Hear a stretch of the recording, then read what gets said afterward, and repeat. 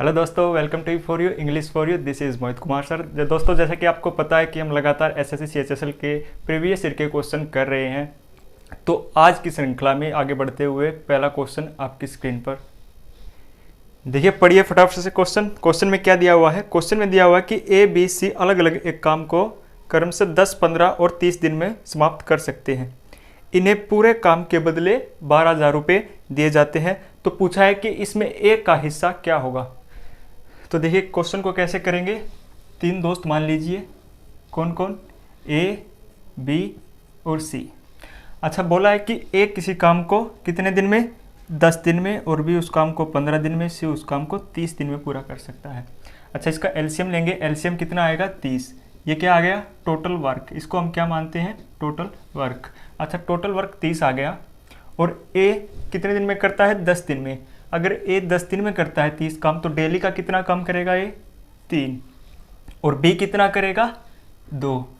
और सी कितना करेगा डेली का? 1।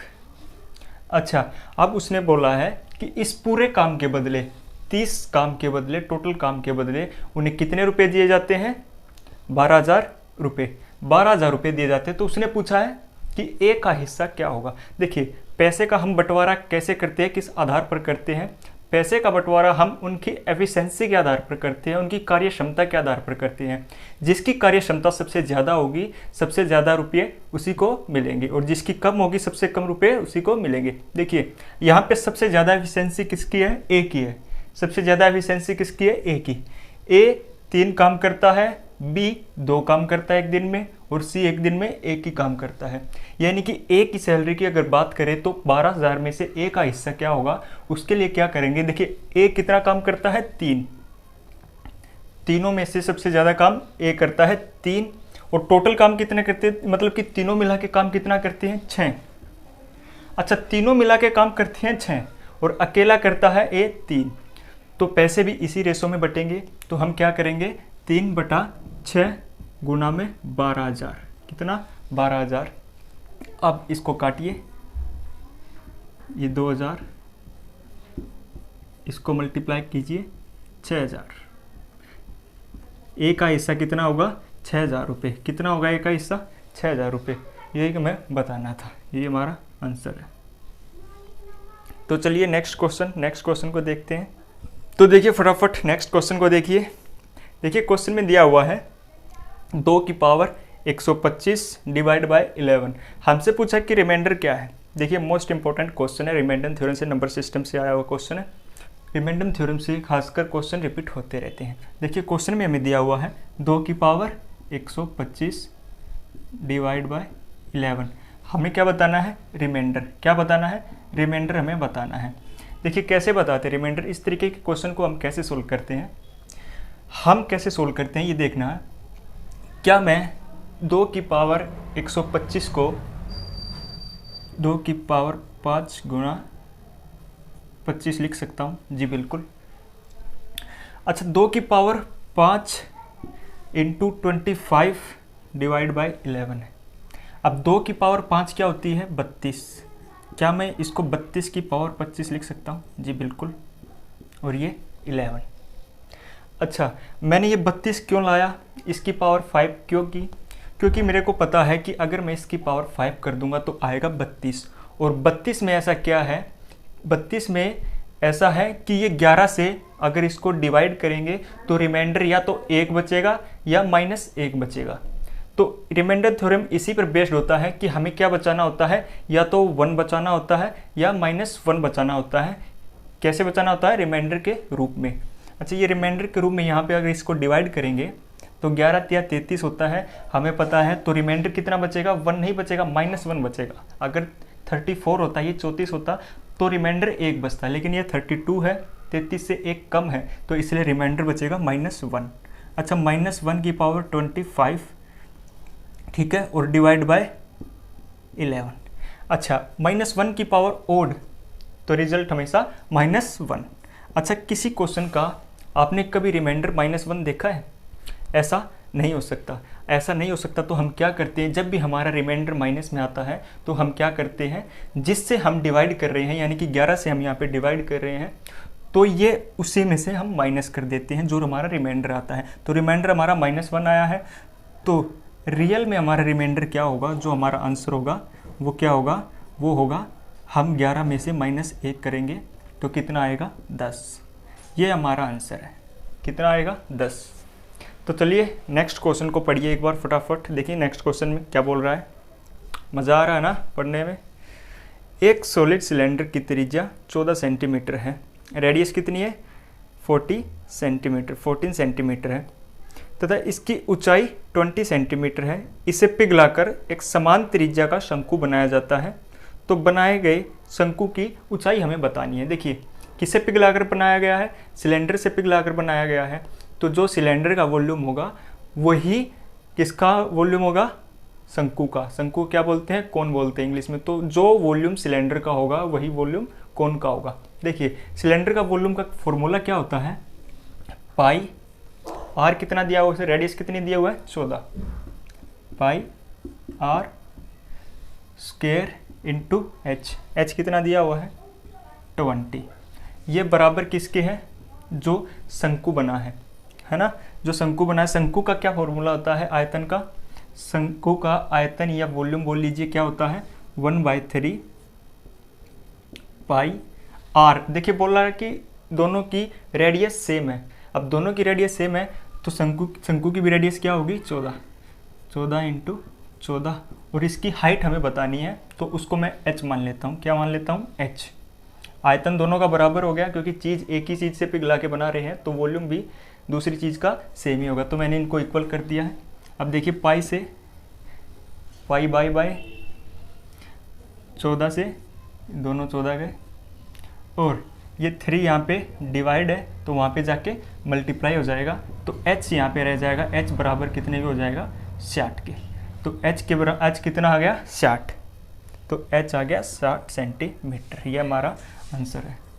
तो चलिए बढ़ते हैं नेक्स्ट क्वेश्चन की ओर। देखिए नेक्स्ट क्वेश्चन आपकी स्क्रीन पे आ गया होगा कि 3 साल पहले 5 सदस्य वाले एक परिवार की औसत आयु 17 वर्ष थी। कितनी थी जी 17 वर्ष। परिवार में एक बच्चे का जन्म के बाद आज भी उस परिवार की औसत आयु 17 ही है। अच्छा, तो हमें क्या बताना है, उस बच्चे की एज बतानी है कि अब उस बच्चे की एज कितनी है। देखिए वेरी सिंपल क्वेश्चन है, लेकिन थोड़ा सा इसमें कॉन्सेप्ट है जो आपको समझने की ज़रूरत है, उसके बाद में चीज़ें आसान हो जाती हैं। देखिए क्वेश्चन में क्या लॉजिक है, उसने दिया हुआ है कि 3 साल पहले कितना था, 5 सदस्यों की एज का औसत कितना था 17 था। अगर मैं टोटल करूं अब के हिसाब से, तो 5 सदस्यों की एज का सम कितना होगा, योग कितना होगा। तो क्या करना है, वो 3 साल पहले अगर 17 था उनका औसत, तो अब प्रेजेंट पे यानी कि 3 साल बीत जाने के बाद क्या होगा, उनकी जो एवरेज एज है वो कितनी होगी 20। कितने सदस्यों की, 5 सदस्यों की। ठीक है, ये प्रेजेंट एज है, उसका सम हम निकाल रहे हैं। देखिए प्रेजेंट एज कितनी है, 20 पंजे 100, यानी कि जो 5 सदस्य थे, 5 मेंबर थे, उनकी एज का सम कितना है 100 है। लेकिन वो बोल रहा है कि उस बच्चे को भी मिलाकर अगर देखा जाए तो आज भी उनका एवरेज एज का सेम ही है। अब बच्चे को मिलाएंगे तो मेंबर कितने हो जाएंगे परिवार में, 6 हो जाएंगे। और बोल रहा है कि अभी भी उनका जो एज का जो एवरेज है वो कितना है 17 है। तो टोटल एज कितनी हो जाएगी देखते हैं, 17 छिके 102।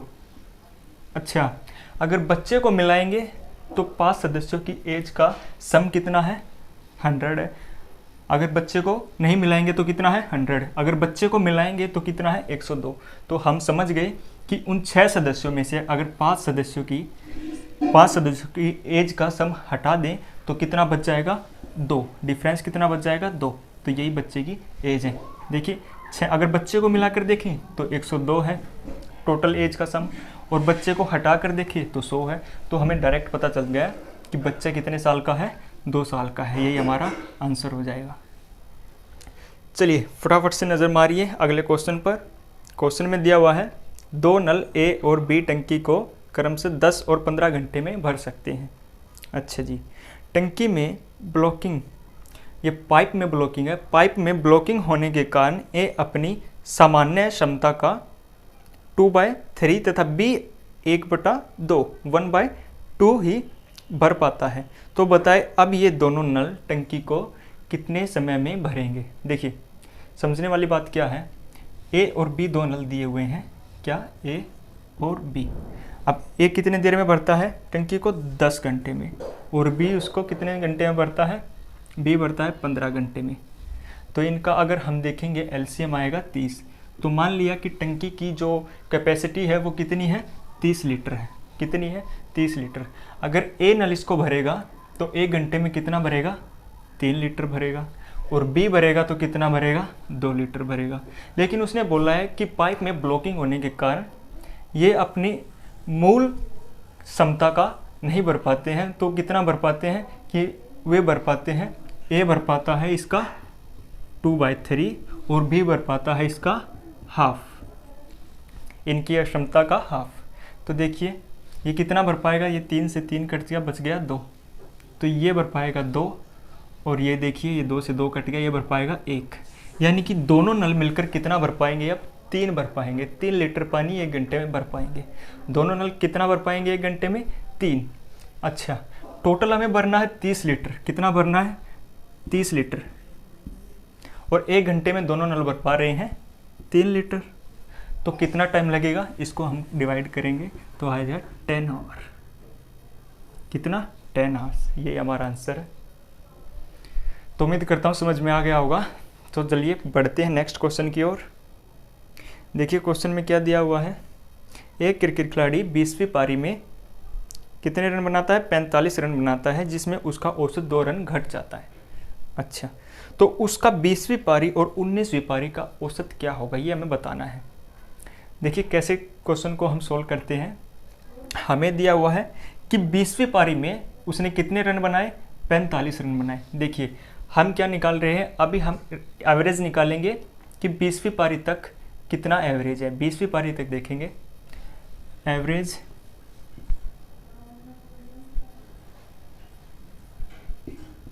टिल 20th इनिंग्स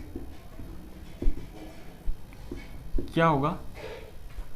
अब देखिए क्या होगा कि 20वीं पारी में उसने 45 रन तो बनाए, लेकिन साथ में क्या हुआ, 2 रन एवरेज घट गया। अब एवरेज कब घटता है, एवरेज तभी घट सकता है जब इसने 20वीं पारी में रन कम बनाए होंगे। 20वीं पारी में रन इसने कम बनाए तभी तो एवरेज घटा। अगर ये ज़्यादा बनाता तो एवरेज सब में बट जाता, वे रन सब में बट जाते और एवरेज बढ़ जाता। लेकिन इसने रन कम बनाए हैं बाकी सब पारियों से, इसलिए सभी में से 2-2 रन कम हुए हैं, एवरेज कम हुआ है 2-2। अच्छा, कितनी पारियों में से 2-2 एवरेज कम हुआ है, इसमें तो 45 बना दिए 20वीं पारी में, जो बच गई 19 पारी, उन्हीं में से 2-2 एवरेज कम हुआ है, 2-2 रनों का एवरेज कम हुआ है। तो 19 पारियों में इसमें ऐड करेंगे ना, वो ऐड करेंगे 19 पारियों का 2 रन। तो 19 दूनी 38 और 45 इसको ऐड करेंगे, ये कितना आएगा, 83। अच्छा, 20 पारियों तक क्या औसत आया, 83। ये आ गया 20वीं पारी का, 20 पारियों का औसत कितना आया, 83। अब उसने ये भी पूछा है कि 19 पारियों का क्या, 19 पारियों का औसत क्या था। अगर वो 2 रन ना घटते, अगर वे 2 रन ना घटते तो 19वीं पारी का औसत था। तो हम इसमें से 2 रन वापस ऐड कर देंगे 20वीं पारी में। 19वीं पारी का औसत क्या होगा, इसमें हम वापस 2 जोड़ देंगे, वापस 2 जोड़ देंगे तो 83 + 2, ये 85 था। कितना था, 85। 19वीं पारी में कितना था एवरेज, 85 था। और जब 20वीं पारी में उसने 45 रन बनाए तो इसमें से 2-2 निकल गया था, तो एवरेज 20वीं पारी में कितना हो गया था, 83। देखो 2 का गैप है ना, 2 कम हो गया था ना। 19वीं पारी में 85 था और 20वीं पारी में 2 कम हो गया, देखो। तो ऐसे क्वेश्चन को हम सोल्व करते हैं। तो ये हमारा आंसर हो गया कितना, 83 एंड 85। तो बढ़ते हैं नेक्स्ट क्वेश्चन की ओर। तो देखिए नेक्स्ट क्वेश्चन को पढ़िए एक बार जल्दी से। ए और बी क्रम से 20,000 और 30,000 रुपये लगाकर एक व्यापार का शुभारंभ करते हैं, शुरुआत करते हैं। कुल लाभ का 80% वे एक दूसरे में इक्वल बांटते हैं और जो शेष बच जाता है, यानी कि कितना बच गया, 20% बच गया, उसको क्या करते हैं, वो उसको अपनी इन्वेस्टमेंट के हिसाब से एक दूसरे में शेयर करते हैं, बांटते हैं। तो हमसे क्या पूछा है, हमसे उसने पूछा कि यदि उन दोनों के प्रॉफिट का, लाभ का डिफरेंस अगर, यानी उनको मिलने वाले हिस्से का अगर अंतर कितना हो, 12,000 रुपये हो, कितना हो, 12,000 रुपये हो, तो हमें क्या बताना है, हमें टोटल प्रॉफिट बताना था कि कितना था। देखिए कैसे क्वेश्चन को हम सोल्व करते हैं। देखो ए ने कितना इन्वेस्ट किया, ए ने किया 20,000 और बी ने किया 30,000। अगर हम इसका रेशो निकालेंगे तो रेशो क्या आएगा, रेशो आएगा 2:3, ये रेशो आ गया। अब उसने बोला कि लाभ का 80%, तो उनमें हाफ हाफ बट गया। देखिए प्रॉफिट को हम बांट रहे हैं, अब प्रॉफिट को हम बांटेंगे ए और बी में। अच्छा 80% में से 40 इसको मिल गया और 40 इसको मिल गया, इसमें तो कोई प्रॉब्लम है नहीं। अब जो बच गया 20%, लफड़ा है 20% में। 20% में क्या हुआ इन दोनों के बीच में, ये बोला कि भाई जितनी मैंने इन्वेस्टमेंट की है मैं इसमें से उतना लूँगा और जितनी तुमने की है उसके अकॉर्डिंग तुम ले लेना। तो ये दोनों मान गए। तो क्या हुआ, तो ए बोला कि कितना प्रॉफिट शेष बचा है हमारा, तो बी बोला 20% बचा है, 20% बचा है। तो बोला कि मैं इसको अपने इन्वेस्टमेंट के हिसाब से लेता हूँ। तो कितनी है, ए की इन्वेस्टमेंट 2 है और दोनों की मिला के कितनी है टोटल 5। अच्छा 5 में से 2 हिस्सा अगर ए का है तो 20% में भी 5 में से 2 हिस्सा ए का ही होगा। तो ए को कितना मिला, ए को मिला 5 चौक 20 और 4 दूनी 8, 8%, 8% इसमें ऐड कर दीजिए, 8% ए को मिला। अब जो बच गया 20% में से 8 निकल जाने पर कितना बच गया, 12%। तो 12% जाहिर सी बात है बी को मिला होगा। अब इनका टोटल अगर देखें, टोटल इनका लाभ देखें, इसको मिला 48% और इसको मिला 52%। कितना मिला, 52%। अब डिफरेंस कितना है, 4% का। कितने का, 4% का। अब वो बोल रहा है कि ये 4% ही 12,000 के बराबर है। कितने के बराबर है, 12,000 के बराबर है। तो हमें क्या बताना है, हमें टोटल प्रॉफिट बताना है। टोटल प्रॉफिट कितना था, 100% था, तो हमें 100% ही बताना है। अब 4 बराबर 12,000 रुपये के हैं, 4 बराबर 12,000 रुपये के हैं, तो 12,000 को 4 से हम डिवाइड करेंगे तो ये 1 आ जाएगा। 1 बराबर इतने के होगा। अब 1 बराबर इतने के होगा तो हमें बताना है 100 बराबर कितने के, तो 1 को 100 से मल्टीप्लाई करेंगे तो क्या आएगा, इसको अब काटिए लगातार, ये 3,000 और ये 100। अगर इसको मल्टीप्लाई करेंगे तो कितना आ जाएगा,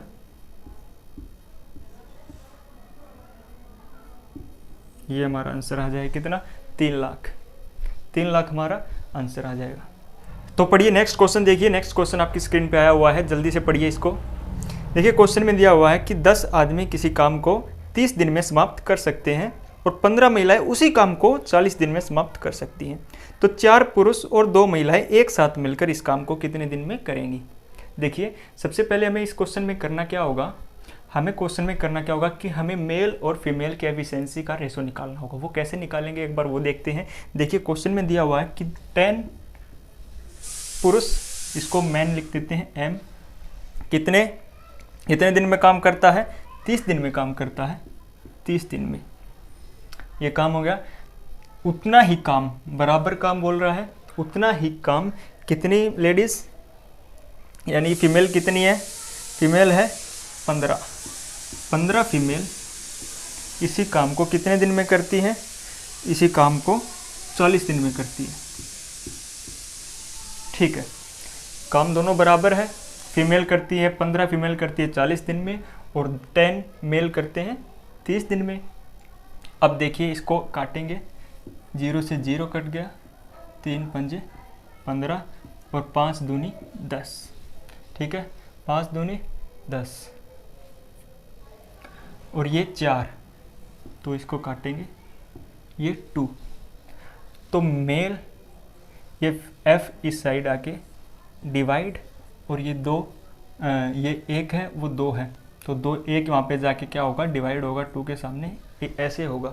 देखिए अगर ऐसा दिया हो ना, कई बार कुछ स्टूडेंट्स को रहता है, डाउट रहता है, मैं बोलता हूँ आपको कि जो ऊपर लिखा है ना, ये एफिशिएंसी है मेल की, और जो नीचे लिखा हुआ है ये एफिशिएंसी है फीमेल की। तो हम डायरेक्ट ऐसे लिख देते हैं कि male is to female ratio है 2:1। क्या रेशो आ गया? 2:1। तो इसमें कंफ्यूज नहीं होना है, जो ऊपर लिखा हुआ है ये मेल का है और जो नीचे लिखा हुआ ये एफिशिएंसी फीमेल की है। तो देखिए अब मेल और फीमेल का एफिशिएंसी का रेशो आ गया, तो हम अब बता सकते हैं कि टोटल वर्क कितना है। टोटल वर्क या तो आप इसे मान लीजिए या टोटल वर्क आप इसे मान लीजिए, दोनों बराबर है। लेकिन करना क्या होगा, अगर आप इसे मानोगे ना तो F की जगह आपने वैल्यू 1 पुट करनी होगी। क्यों?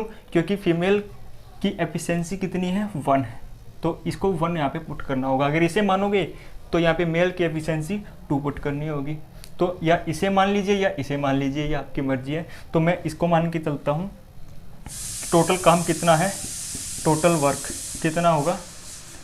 10 × 2 × कितने दिन में? 30 दिन में। अच्छा, और क्या क्या बोल रहा है कि 4 मेल और 2 फीमेल। अच्छा, 4 मेल, 1 मेल बराबर है 2 के, 1 मेल काम करता है 2, तो 4 मेल कितना काम करेंगे? 8, और 1 फीमेल बराबर है 1 काम के, यानी कि 1 फीमेल काम करती है 1, तो 2 फीमेल कितना करेंगी? 2, यानी कि दोनों, यानी कि ये सब मिलकर एक दिन में कितना काम करेंगे? 10। कितना काम करेंगे? 10। तो 10 × 2 × 30 डिवाइड बाय 10, ये 10 से ये 10 कट जाएगा तो बच जाएगा 60। कितना बच जाएगा? 60। यही हमारा आंसर हो जाएगा। कितना टाइम लगेगा? 60। देखिए आपकी स्क्रीन पे क्वेश्चन आया हुआ है, बेहतरीन क्वेश्चन है। क्वेश्चन कुछ भी नहीं है, लेकिन कई बार दिमाग हिला देता है। ऐसे क्वेश्चन अक्सर दिमाग हिला देते हैं, लेकिन बाद में पता चलता है कुछ है नहीं। देखिए क्वेश्चन में क्या दिया हुआ है। नेक्स्ट क्वेश्चन एक बार पढ़िए आप अपने, जल्दी से पढ़िए कि एक सिनेमाघर में टिकट के मूल्य में 16 से ही 2/3% की कमी हो जाती है, ठीक है, किंतु इसके मालिक की आय में कोई बदलाव नहीं होता, यानी कि आय उसकी, इनकम उसकी सेम रहती है। तो बताए उसकी टिकट की बिक्री में कितनी वृद्धि हुई होगी। ये तो जाहिर सी बात है कि टिकट के मूल्य में अगर कमी हुई है फिर भी उसकी इनकम सेम है, तो क्या हुआ होगा कि टिकट ज़्यादा बिक गई होगी। अब ज़्यादा बिकने से क्या हुआ होगा, उसकी इनकम पर कोई फ़र्क नहीं पड़ा। तो देखिए क्वेश्चन को हम कैसे करते हैं सोल्व। देखिए सबसे पहले मैं आपको बताऊं कि इनकम क्या होगा इस क्वेश्चन में। अगर इनकम को देखेंगे, इनकम का मतलब क्या होगा? इनकम का मतलब होगा कि टिकट इंटू उस टिकट का प्राइस, ठीक है, टिकट इंटू प्राइस क्या होगा? इनकम, यानी कि जितनी टिकट बिकेंगी उसके एक टिकट के पैसे जितने होंगे उसको मल्टीप्लाई करेंगे तो क्या बनता है? इनकम बनता है। अच्छा, अगर देखिए अब उसने बोला है कि उसका प्राइस, अच्छा ये भी पता होगा आपको कि 16 इंटीजर 2/3 का मतलब क्या होता है? परसेंट। इसका मतलब क्या होता है? इसका मतलब होता है, क्या होता है? 1/6। क्या होता है? 1/6। 16 से ही 2/3% का मतलब क्या होता है? 1/6। अच्छा, ये बोल रहा है कि 1/6 की कमी हुई है। अब 6 पर 1 की कमी हुई है। कितने की कमी हुई है? कि 6 पर 1 की कमी हुई है। अगर 6 पर 1 की कमी हुई है तो कितना बच गया? 5। तो क्या हुआ कि जो उसका प्राइस था टिकट का वो 6 से 5 हो गया। क्या हो गया? 6 से 5। लेकिन उसने बोला है कि उसकी इनकम पर कोई फ़र्क नहीं पड़ा। तो हुआ क्या होगा कि जो उसकी टिकट की बिक्री थी वो क्या हो गई? वो वापस वो क्या हुई? 5 से 6 हो गई होगी, ठीक है। देखो प्राइस हुआ 6 से 5, तो इसका इन्वर्सली 5 से 6 हो गया होगा टिकट, तभी तो कोई फ़र्क नहीं पड़ा। देखिए यहाँ पे मैंने बताया था कि इनकम क्या होता है? 6 × 5, यानी कि प्राइस इंटू टिकट को देखेंगे यहाँ पे 30 है, और यहाँ भी देखेंगे 5 × 6 कितना है? 30। देखो दोनों में इनकम पर कोई फ़र्क नहीं है, दोनों में इनकम पर कोई फ़र्क नहीं पड़ रहा है। तो क्या हुआ होगा कि प्राइस तो हो गया होगा 6 से 5, लेकिन टिकट की जो बिक्री थी उसमें क्या हुआ होगा? 5 से 6 बढ़ गई। अच्छा, 5 से बढ़ के 6 हो गई। कितना बढ़ गई? 1। कितना बढ़ गई? 1 बढ़ी है कितने से? 5 से। 1 बढ़ गई है 5 से। तो हमें क्या बताना है? क्वेश्चन में हमें बताना है कि कितने % की वृद्धि हुई है। किसमें? टिकट की बिक्री में। तो टिकट की बिक्री में 1 की वृद्धि हुई है 5 पर, तो 100 में से कितना? तो हम इसको काटेंगे, आएगा 20। कितने की? 20% की। 20% का इंक्रीमेंट हुआ है, ये हमें बताना था। तो ये हमारा आंसर रहेगा। चलिए नेक्स्ट क्वेश्चन पढ़िए, नेक्स्ट क्वेश्चन को पढ़िए एक बार, देखिए क्या बोल रहा है नेक्स्ट क्वेश्चन। नेक्स्ट क्वेश्चन आपकी स्क्रीन पे है। एक व्यक्ति अपनी आय का 60% खर्च करता है और उसकी आय में 25% की वृद्धि हो जाती है। खर्च करता है 60% और उसकी आय में वृद्धि कर दी जाती है 25% से। तो वो बोल रहा है कि उसका खर्च भी 10% बढ़ जाता है। कितना बढ़ जाता है? 10%। तो अब वह अपनी आय का कितना प्रतिशत सेविंग करेगा? देखिए क्वेश्चन इंपॉर्टेंट है, अक्सर एग्ज़ाम में रिपीट होता रहता है। CHSL, MTS और कई बार क्वेश्चन एयरफोर्स जैसे एग्ज़ाम में भी देखने को मिलता है, लेकिन CHSL का हम प्रैक्टिस सेट कर रहे हैं। तो CHSL में ये क्वेश्चन आया हुआ था।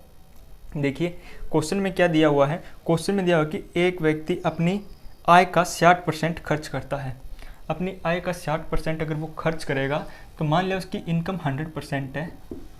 क्या है? 100%। तो उसने कितना खर्च कितना किया? 60%। 60%। ये क्या उसका एक्सपेंडिचर, क्या है? एक्सपेंडिचर कितना है? 60%। तो सेविंग कितनी होगी? 40% की। सेविंग कितनी होगी? 40% की। तो नेक्स्ट लाइन में उसने बोला है यदि इसकी इनकम में 25% की बढ़ोतरी कर दी जाए, इंक्रीमेंट कर दिया जाए 25% का, यानी कि 100% है, इसमें 25% ऐड कर दें तो इसकी न्यू इनकम कितनी हो जाएगी? न्यू इनकम इसकी हो जाएगी 125%।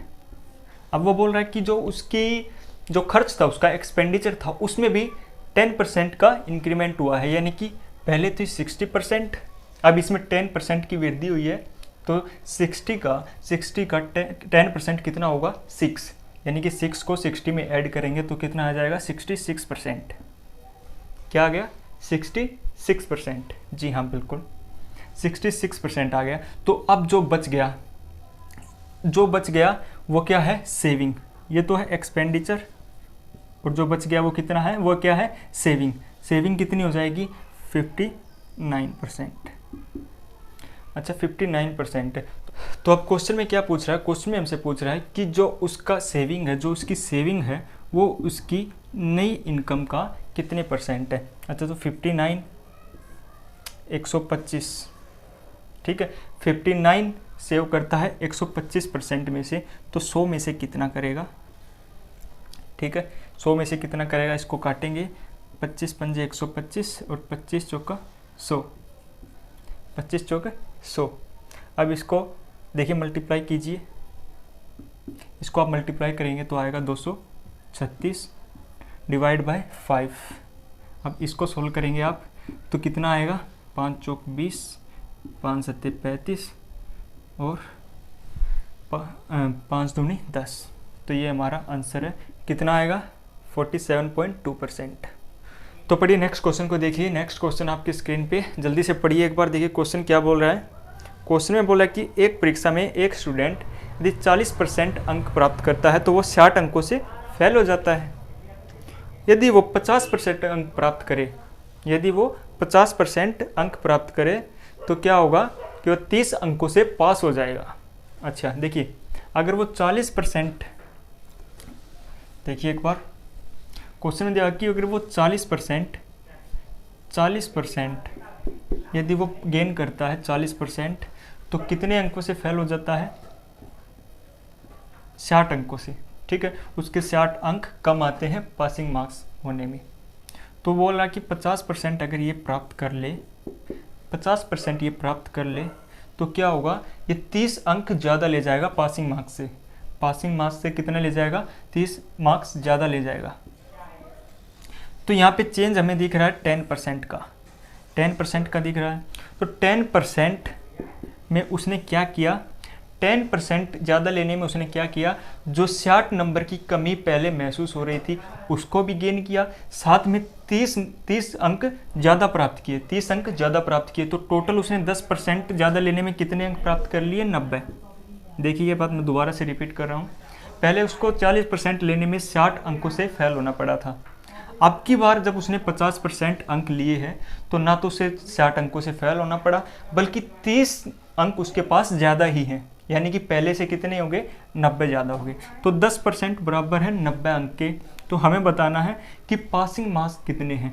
पासिंग मार्क्स कितने होंगे, देखिए 40% हम निकालेंगे, 40% हम निकालेंगे, 10% बराबर है 90 के। आगे आप इसको ऐसे भी निकाल सकते हैं, जैसे 10% का कितना गुना है, 4 गुना। कितना गुना है, 4 गुना। तो 90 का भी आप 4 गुना कर दीजिए, तो कितना आ जाएगा, 360। तो 40% आ गया 360। लेकिन उसने बोला था कि अगर 40% अंक लेके आएगा तो उसे 60 अंकों से फेल होना पड़ेगा। तो पासिंग मार्क्स हमें बताना है, यहाँ पे पासिंग मार्क्स कितने होंगे। तो इसमें हम 60 अगर ऐड कर दें तो वो पास हो जाएगा। तो ऐड कीजिए इसको, 360 में 60 को ऐड कीजिए, 420। हाँ, ये हमारा आंसर है। अगर वो इतने अंक एग्ज़ाम में ले आएगा तो पास हो जाएगा। तो चलिए नेक्स्ट क्वेश्चन को पढ़िए फटाक से। पढ़िए नेक्स्ट क्वेश्चन। नेक्स्ट क्वेश्चन में दिया कि एक व्यक्ति अपनी आय का 10% भोजन पर खर्च करता है और 20% किराए पर खर्च करता है, और शेष का 20% ट्रांसपोर्ट पर खर्च करता है, और जो 10% है वो मेडिसिन पर खर्च करता है, और जो अब रिमेनिंग बच गया उसका 30% अन्य चीज़ों पर खर्च करता है, मिसलेनियस है।